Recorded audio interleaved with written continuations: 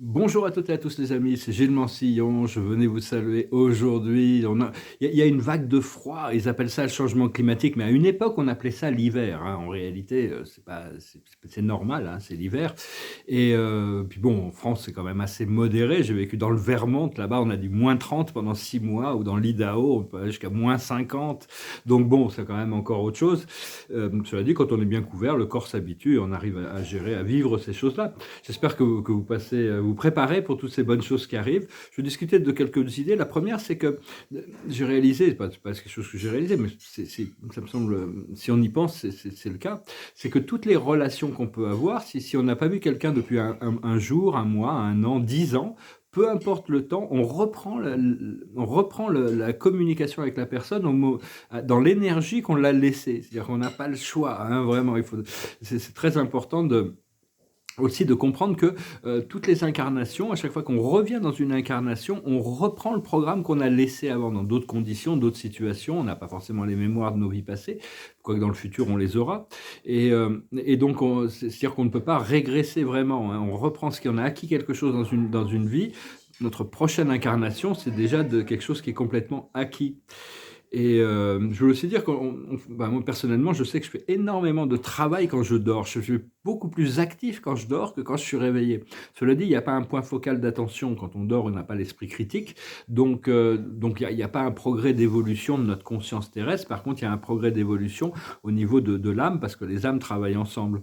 J'ai une vie, je voyage beaucoup, hein, quand je dors, je m'aperçois, on m'envoie des informations. Et puis j'ai une vie sociale très active. C'est assez agréable, c'est une sorte de compensation, parce que bon, on a quand même la mémoire de l'expérience qu'on a eue, mais on n'est pas limité par les limitations qui peuvent nous entourer dans cette vie physique. Et donc, bon, personnellement, j'ai la foi en Dieu, j'ai la foi en le plan que Dieu a pour moi, hein, et j'ai la foi en moi du fait que je vais pouvoir remplir la mission que l'univers m'a attribuée. Cela dit, on a besoin vraiment d'intégrer tout notre passé pour trouver pour trouver la paix dans le présent. Tant qu'on n'a pas complètement fait la paix avec le présent, avec le passé, c'est la fondation de là où on est. Donc, les mémoires vont continuer à remonter jusqu'au moment où elles sont harmonisées, intégrées. Et pour ça, le pardon inconditionnel, pour nous-mêmes ou pour les autres, c'est quand même assez important.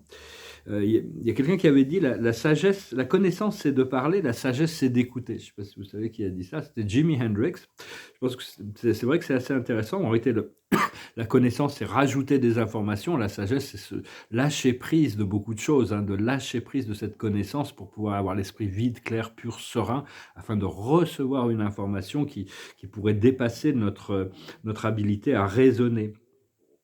Et continuer à travailler au plus on évolue, au plus on prend conscience du pouvoir des plans astraux. C'est-à-dire, quand on communique avec quelqu'un d'autre, de cœur à cœur, il y a toute une énergie astrale qui est beaucoup plus importante, beaucoup plus solide, beaucoup plus vraie, que quand c'est juste mental et physique dans les relations.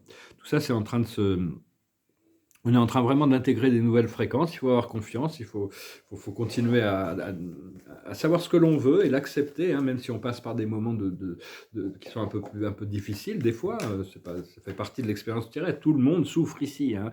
Il y a plein de philosophes, plein d'écrivains qui en ont discuté. C'est-à-dire que je crois que c'était Mark Twain qui disait: de toute manière, on va souffrir. Tous les gens vont vous faire souffrir. Donc choisissez des gens que vous aimez bien. Tant qu'à souffrir, autant le faire avec des gens que vous aimez. Je tirais quelques cartes un peu pour voir.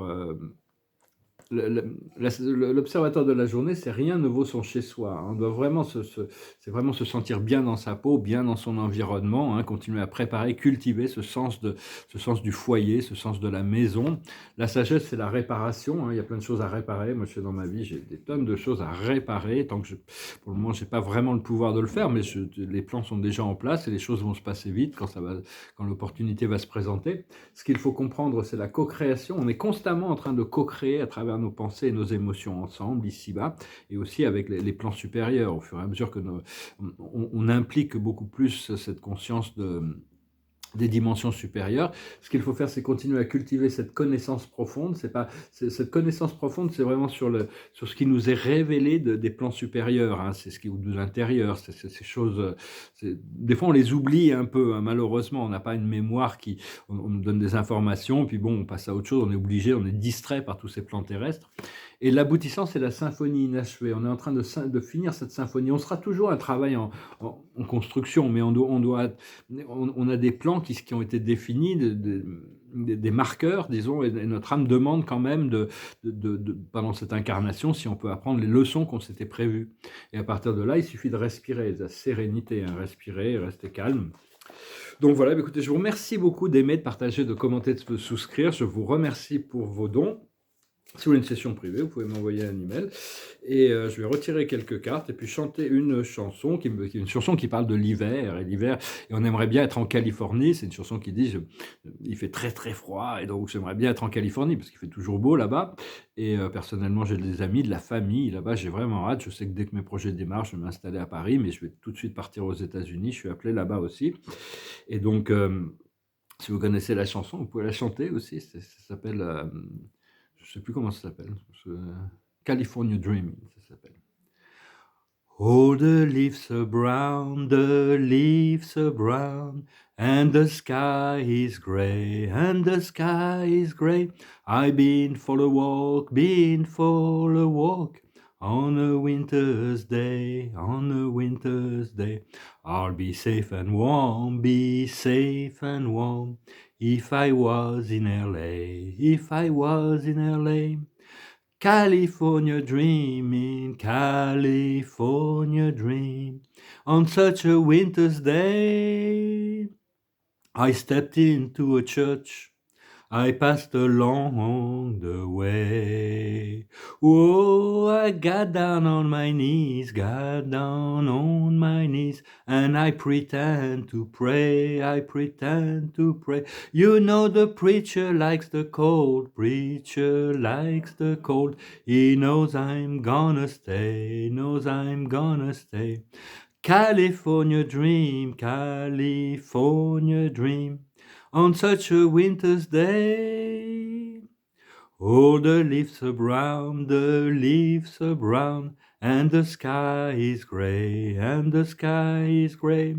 If I didn't tell her, if I didn't tell, I could leave today, I could leave today.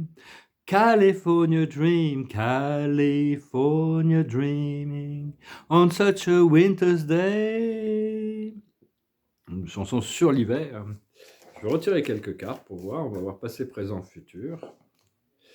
L'observateur, c'est la renaissance. On est en train de se réveiller. C'est vraiment, on est en train de se réveiller. Il faut se réveiller. Ça prend du temps. Hein. C'est pas évident de se réveiller d'un sommeil si profond qu'on s'est oublié nous-mêmes.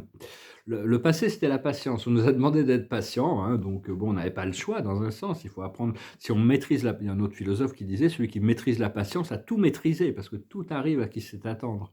Actuellement, on est vraiment dans la cause et l'effet, le flowering, c'est-à-dire l'éclosion, hein, c'est vraiment ce potentiel la cause et l'effet qui se réunissent.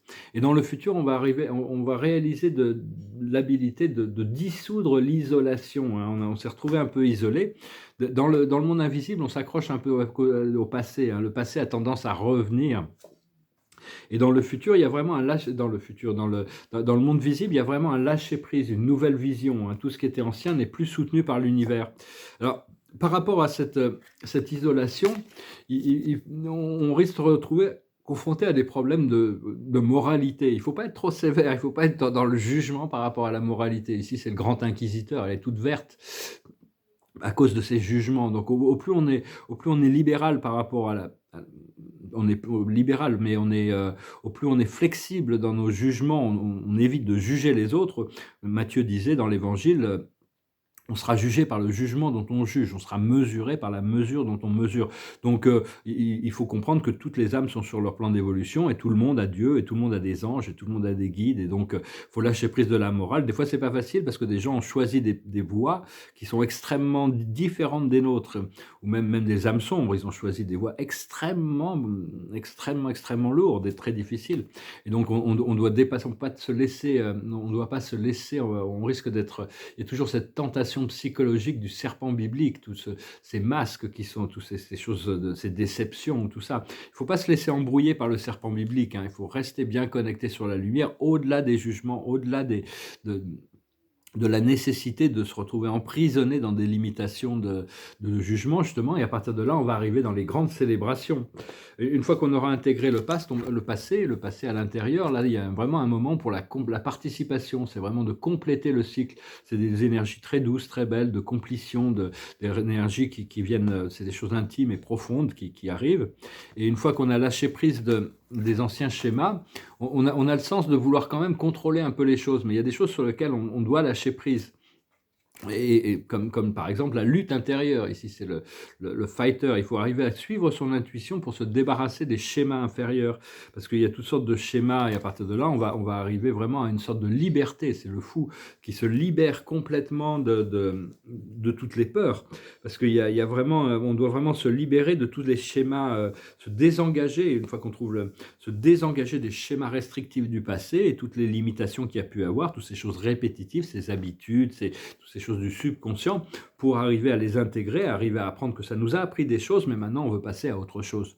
Donc voilà, hein, on est prêt pour les changements. Je vous remercie pour tout, je vous salue, je vous remercie pour vos commentaires, vos partages, vos likes et je vous dis à bientôt. Salut.